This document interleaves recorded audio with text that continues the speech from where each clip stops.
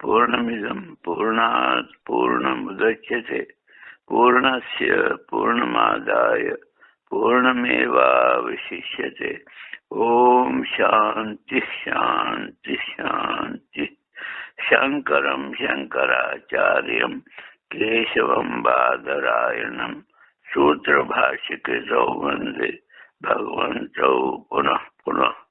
ईश्वरो गुरुरात्मेति मूर्ति भेद विभागिने व्योमवद् व्याप्त देहाय दक्षिणामूर्तये नमः। ओम शांति शांति शांति। तो हमारी संस्कृति में, शास्त्रों में ऐसा लिखा है कि जब बच्चा जन्म लेता है तो उसके ऊपर 3 ऋण मुख्य होते हैं।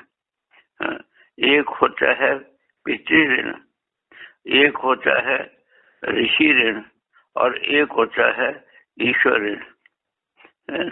देव ऋण भी कहते हो, देव ऋण। तो ये 3 हैं और उसके अतिरिक्त एक होता है जो राष्ट्र ऋण है, वो मेरा जोड़ा हुआ है, और एक है इनकम टैक्स वालों का सरकारी टैक्स जो है वो। तो इस तरह से अनेक प्रकार के जो ऋण हैं वो बच्चा पैदा होते ही साथ में लेके आता है। जिन माता पिता, पितृ का अर्थ माता पिता दोनों हैं। हाँ, वो कालिदास जी ने रघुवंश के जो है मंगलाचरण में लिखा है, भवानी शंकरो वंदे। नहीं, वो भवानी शंकर ने वो उन्होंने लिखा है कि वागर्थ संपृक्तो वागर्थ प्रतिपत्तये जगतः पितरौ वंदे पार्वती परमेश्वरों। तो पितरौ शब्द का प्रयोग किया पार्वती और परमेश्वर शिव के लिए। तो पितर शब्द जो है ना, दोनों के लिए आ जाता है, माता के लिए भी और पिता के लिए भी। तो पितृ ऋण का अर्थ हो गया माता पिता का ऋण। और जहाँ भी पिता को जो है अनेक तपस्या के बाद वो जो है 40 उसमें समय में, लंबे समय में उसके अंदर जो है खाया हुआ जो अन्न है उसका वीर्य बनता है, और उस वीर्य का वो जब माता के गर्भ में स्थापन करता है तो माता को भी 9 महीने तक उसका जो है तपस्या करते हुए ये करना पड़ता है और संपोषण करना पड़ता है। और जब बच्चे का जन्म भी हो जाता है तो जब तक वो खाने पीने चलने फिरने लगे नहीं होता तब तक उसको गोद में उठा के चलते हैं। उसको जो है रात को वो पेशाब भी कर दे तो अपने जो है गीले साइड में सो जाएंगे, बच्चे को सूखे में सुलाएंगे। बड़ी तपस्या करते हैं उसके जीवन के लिए, और उसके जीवन में आगे चल के भी, बड़ा होके भी, शादी और बच्चों तक भी किसी प्रकार का कोई विघ्न ना आवे, इसके लिए अटूट प्रयत्न करते हैं। तो इस तरह से माता पिता का जो कर्ज है, जो ऋण है, वो बच्चे के ऊपर इतना ज्यादा होता है, सबसे बड़ा ऋण वही है। तो उसको कैसे चुकाएगा? तो उनको खिला पिला के तो नहीं चुका सकता। वो जो गर्भ की पीड़ा सही है माँ ने, वो जो है पिता ने जो तपस्या की है, वो सब कहाँ जाएंगे? उनको केवल पैसे के बल से या खिला पिला करके या बढ़िया बेडरूम की सुविधाएं दे करके तो पूरा नहीं किया जा सकता। तो शास्त्र ने कहा कि उस ऋण से उऋण होने का एकमात्र साधन ये है कि तुम भी आगे उसी सृष्टि को बढ़ाओ। गोत्राणी नो वर्धनताम, हमारे जो गोत्र हैं उनकी वृद्धि हो, और उस वृद्धि को करने का उत्तरदायित्व तुम्हारा है। तो उधर से ऊपर से ऋण लिया, आगे जाके उसको दे दिया, तो परंपरा, ऋण परंपरा चलती रहती है और कर्जदार बनते हैं, कर्जदार मुक्त हो जाते हैं। इस प्रकार से ये जो है ऋषि ऋण है, तो अपने भी माता पिता बनकर के ही उस अपने माता पिता के कर्ज को उतार सकते हैं। दूसरा ऋण है ऋषि ऋण। ऋषि का मतलब है ऋषियों मंत्र दृष्टारह, मंत्र दृष्टा जो ज्ञानी हैं, जो देव हैं, उन लोगों को कहा, शास्त्र में देव भी कहते हैं ऐसे तो, लेकिन यहाँ जो है उसका अर्थ है जो ऋषि हैं, ज्ञानदाता हैं। जिन्होंने अनेक प्रकार की तपस्याएं करके, हाँ, दो प्रकार का विज्ञान होता है, एक भौतिक विज्ञान और एक अध्यात्म विज्ञान। इसी प्रकार से जो ऋषि हैं वो भी दो प्रकार के होते हैं, एक ब्रह्मर्षि और एक राजर्षि। तो ये जो ऋषि हैं ये नए नए अनुसंधान करते हैं। जो भौतिक ऋषि हैं इनको आजकल हम साइंटिस्ट कहते हैं, वो फिजिकल साइंटिस्ट, वो लोग भी दिन रात एक करके तपस्या करके नए नए अनुसंधान करते हैं, नई नई खोज करते हैं और हमारे ज्ञान की वृद्धि करते जाते हैं। हाँ? और जो अध्यात्म ऋषि हैं वो भी जो है साधना करके, तपस्या करके और आर्ष जो शास्त्र है उसकी रचना करते हैं। वो अनंत जो ज्ञान है, दिव्य जो ज्ञान है, उस दिव्य ज्ञान की प्रदाता बन जाते हैं वो। और जो है इस प्रकार से वो जो कर्ज है वो हमारे ऊपर चढ़ जाए। हम जब पैदा होते हैं तो इन सब भौतिक साधनों का और भौतिक विज्ञान का ही नहीं, अध्यात्म विज्ञान का भी ग्रहण करके ही हम भी महान बन सकते हैं। लेकिन हम अपनी महानता का कोई अर्थ नहीं जब तक कि उस ऋण को हम चुकाए नहीं। और उस ऋण को चुकाने का एकमात्र साधन है कि हम उस ज्ञान की वृद्धि करके आने वाली जो पीढ़ी है उसको दें।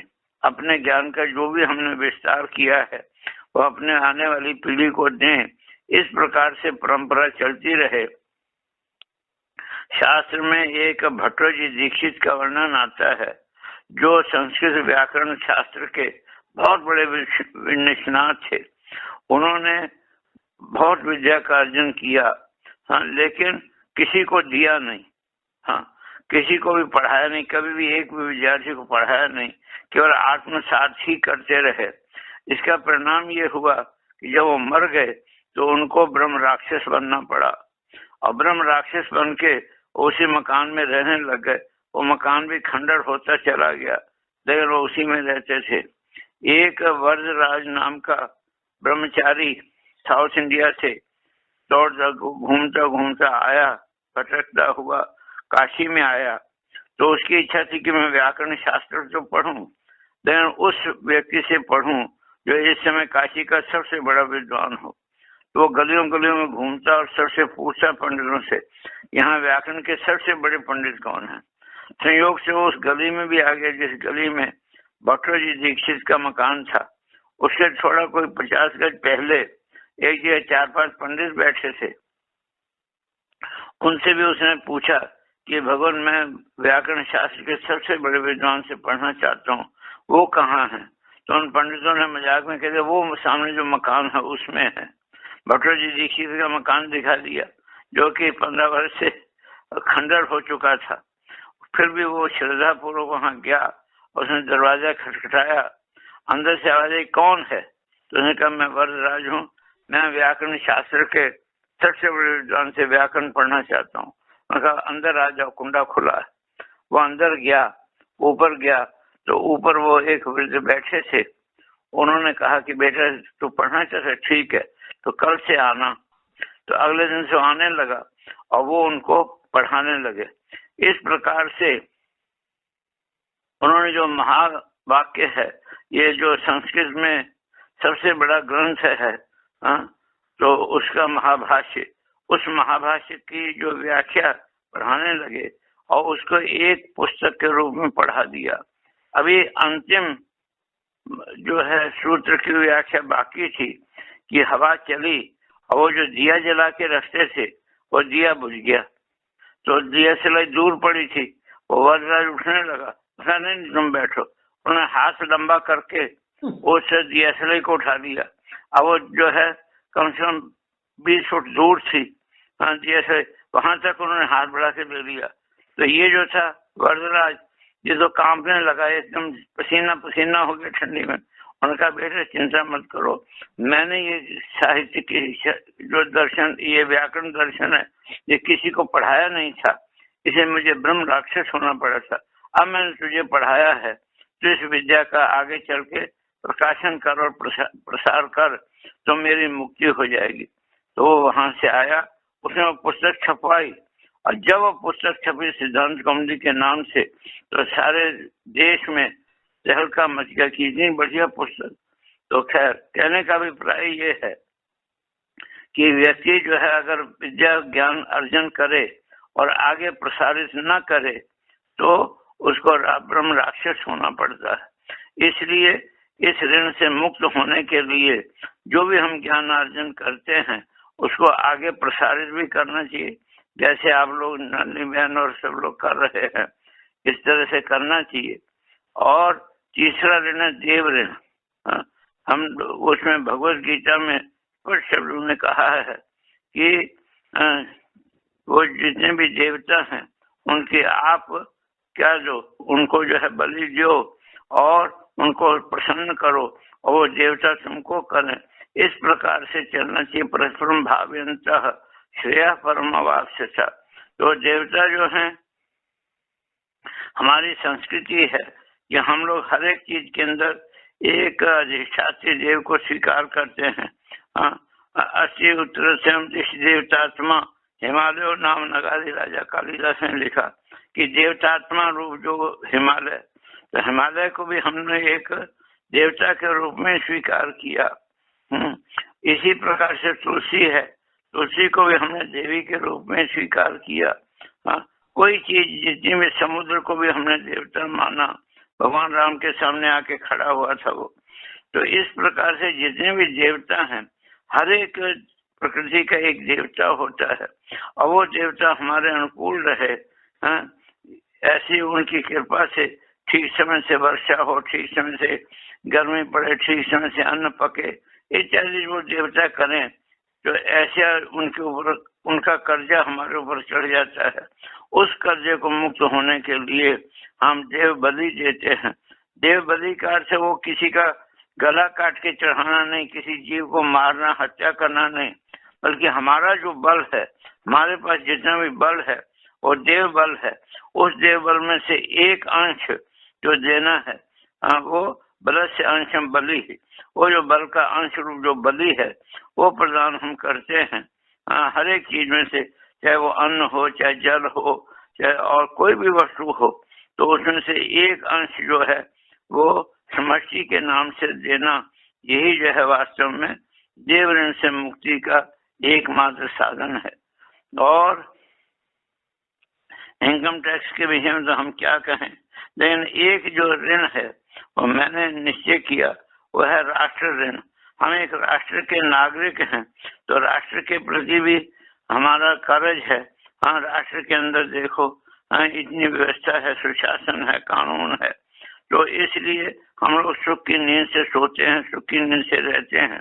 तो राष्ट्र के लिए अपने आप को सैनिक बनाना, अपने आप को सर्वस्व दान करना राष्ट्र के लिए, उसके लिए हमेशा तत्पर रहना, और राष्ट्र की सेवा के लिए जो कुछ भी हम कर सकें वो करना, ये भी जो है राष्ट्र ऋण से मुक्ति का एकमात्र साधन है। इस प्रकार से अनेक प्रकार के ऋण हैं, इनमें से मुख्य तो तीन ही है। एक तो जो है पितृ ऋण, दूसरा ऋषि ऋण और तीसरा देव ऋण। बाकी तो ठीक है, व्याख्या हमने कर दी।